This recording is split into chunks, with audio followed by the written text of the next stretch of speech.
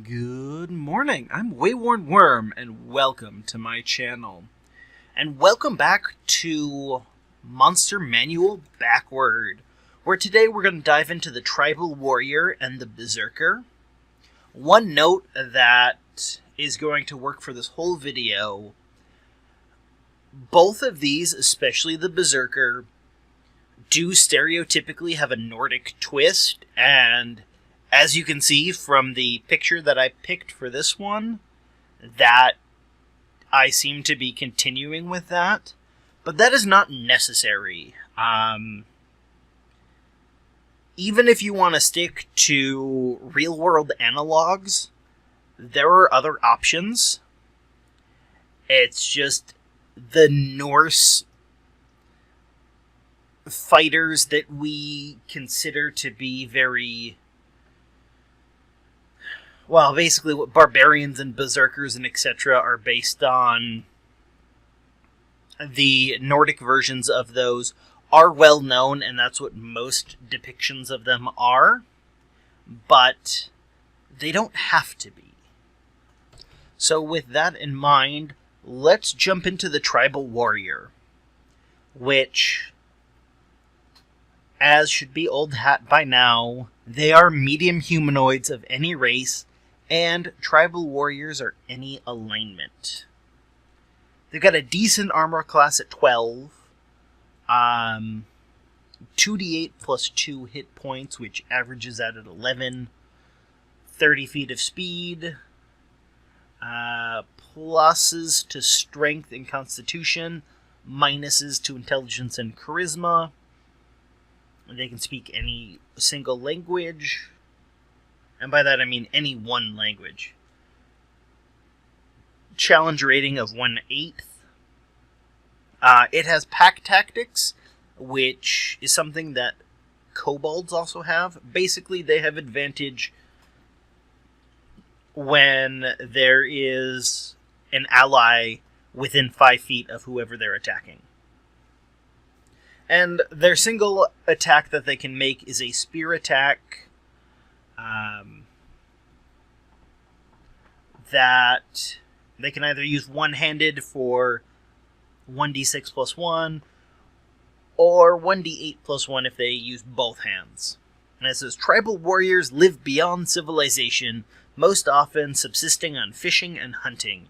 Each tribe acts in accordance with the wishes of its chief, who is the greatest or oldest warrior of the tribe, or a tribe member blessed by the gods. Yeah, so it's a really short little entry in the Monster Manual.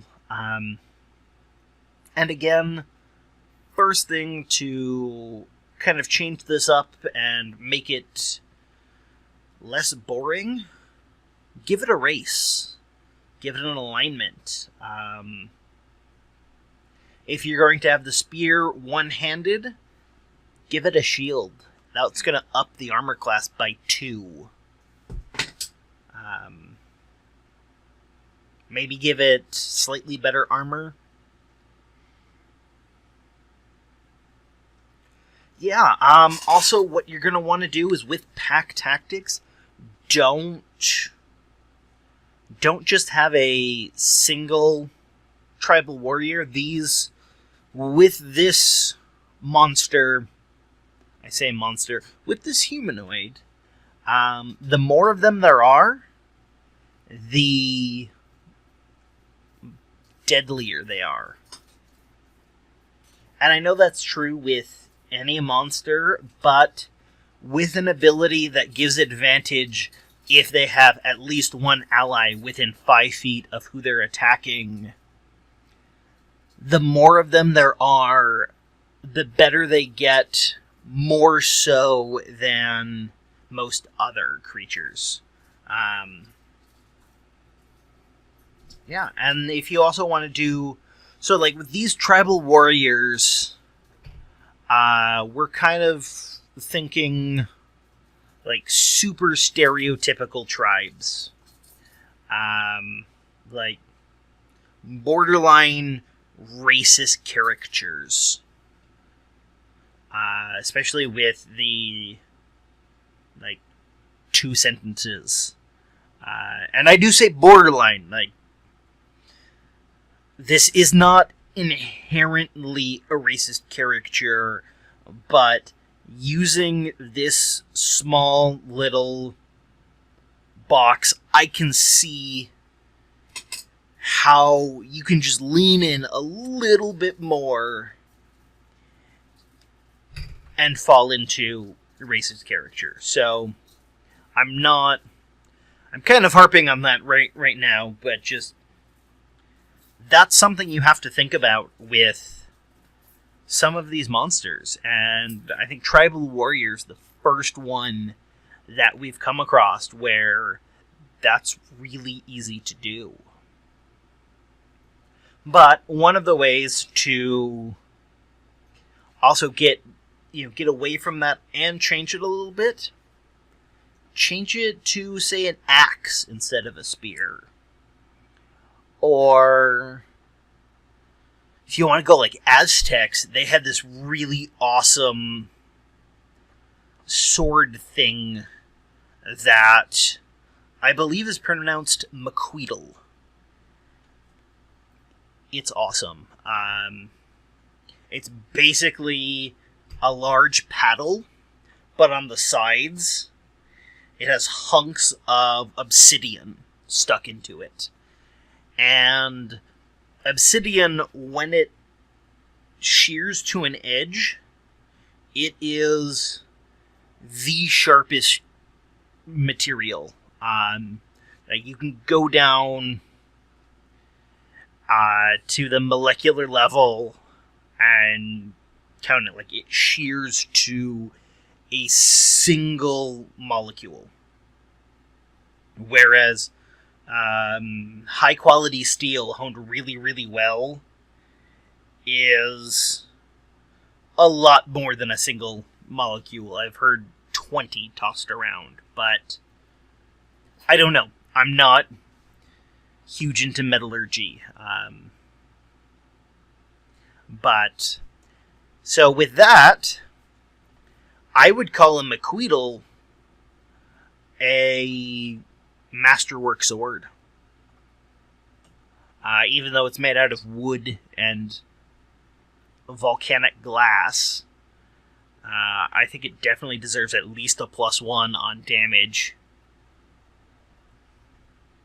And that's another thing, like, with any of the weapons in the adventure, the adventuring list, you can take that and rename it. Just rename the weapon, keep everything else about it the same, and you have something completely different that is such minor work to you. And that's something that I want to try and hit on through this whole series. How I would use Tribal Warriors? Either as extras in a scene where you go to wherever the Tribal Warriors live, or in combat. These, again, are one of the stat blocks that you're going to find that very heavily lean into combat. There isn't much else. And I know this section of how would I use this isn't very long yet in the series, because we're still in Appendix B for like 4 more episodes. But once we get into the actual meat of the monster manual, it's going to become a lot. There's going to be a lot more about this.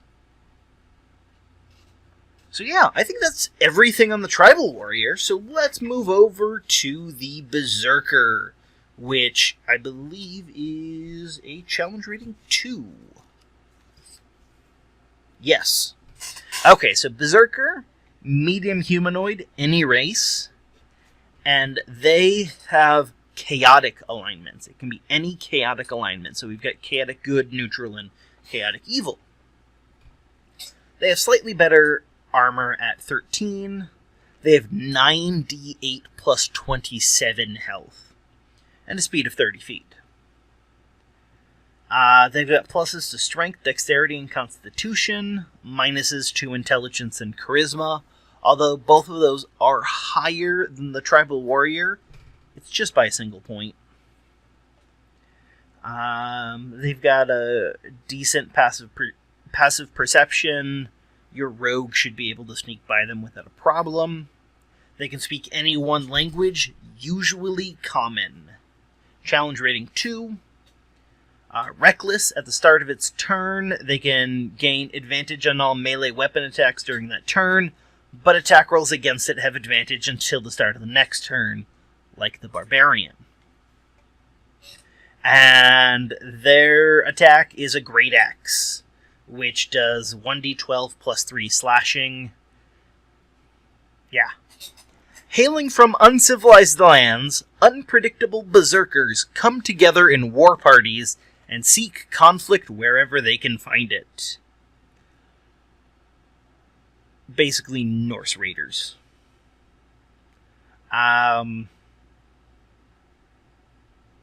Yeah, so that's, again, a really short stat block. And start off, give them a race.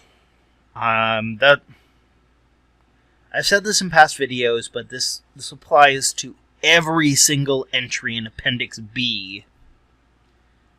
Giving them a race is the best single way to make what would otherwise be a minor NPC stand out. It also changes up their stats a little bit.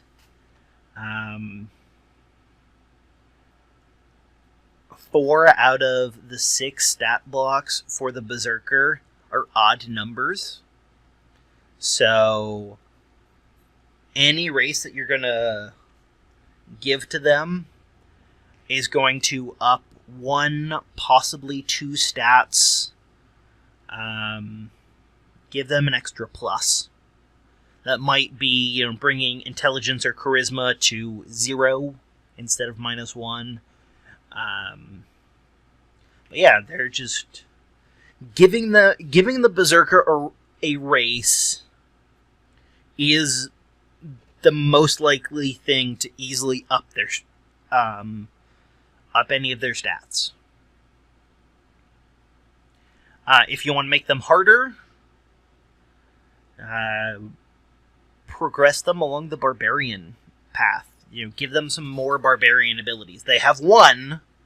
They have one of the weakest of the Barbarian abilities. Give them Rage. Rage would fit the idea of a Berserker really well, in my opinion. Maybe even like Frenzied Rage, especially if you want like a Berserker leader. Or if you want, to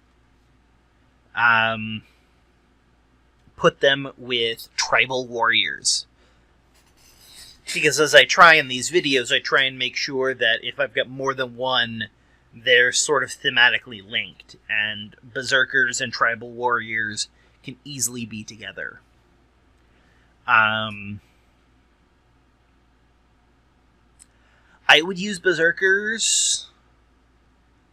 Honestly, I would probably, if I was using it as is, the leader of some Tribal Warrior band. I don't think I would do a combat encounter with a Berserker as written. Simply because, to me, that kind of seems like a boring fight. Maybe a couple of Berserkers against like a group of level 5 characters. Like 3 or 4 Berserkers. That seems like it could be fun. But these are very much I've got a decent armor class, and enough hit points to be challenging to a lower level party, but I'm going to swing, and with a +5 to hit, they're going to hit 50 to 75% of the time against your party. And with an armor class of 13, your party should be hitting 60 or higher % of the time. Yeah, because if you have... You're probably going to have in your main attack stat at the low enough levels that a Berserker is going to be a threat. You're going to have higher than +3. With your proficiency modifier and your highest stat, I assume your highest stat is going to be in the 3 to maybe 5 range. And I say maybe 5 because, you know, if you're borderline min-maxing, you roll an 18 and you put it in the stat and you pick a race that gives you a +2, then maybe you have a +5. So, with your main attack, in the lower levels when your proficiency bonus is still +2, you should be hitting... Well, you should be getting a +5 to +7. Yeah, because I assume you have at least a 16 in your main attack stat. If you don't, that's a really interesting character. And I'm not sure how good it is. So, you know, with that, even if it's only +5, we're talking about hitting on an 8, which is 60%. Or if you have a 7, which is the highest a low-level character should have, maybe +8 if your DM is nice and gave you something that gives you a +1. So on an 8, you're hitting 75% of the time. So each party member is hitting about 60 to 75% of the time. A single Berserker with 67 hit points, you're looking at maybe 3 rounds. So as I said, the Berserker, as written, not super awesome. At its reckless attack, yeah, it can gain advantage on its 1 melee attack. But then the 4+ party members who then get a turn all have advantage. And advantage works out to be essentially a +5, which is +25%, so that 60 to 75% becomes 85 to 95%. Because remember, you can still roll a 1. So 95% chance to hit is the highest that you can get. So, yeah, so with Reckless, he gets up to about an 80, probably right around an 80% chance to hit 1 time. For an almost guaranteed 4 hits against him. If it's just a single Berserker, that's never going to be worth it. The math just will never work out. Now, if it's a Berserker leading a group of Tribal Warriors, or if it's like 3 or 4 Berserkers, and so you're spreading out... you're hopefully spreading out your players who they're attacking, then Reckless becomes worth it. That's also why I say Rage is a good way to get the character, to make the Berserker a harder to hit or a harder character to fight. So let's see. Rage gives you basically Rage will give him the advantage without Reckless. But he does have to either take damage or do damage. Is it take damage or do damage, or is it just... Let me look that up really quick.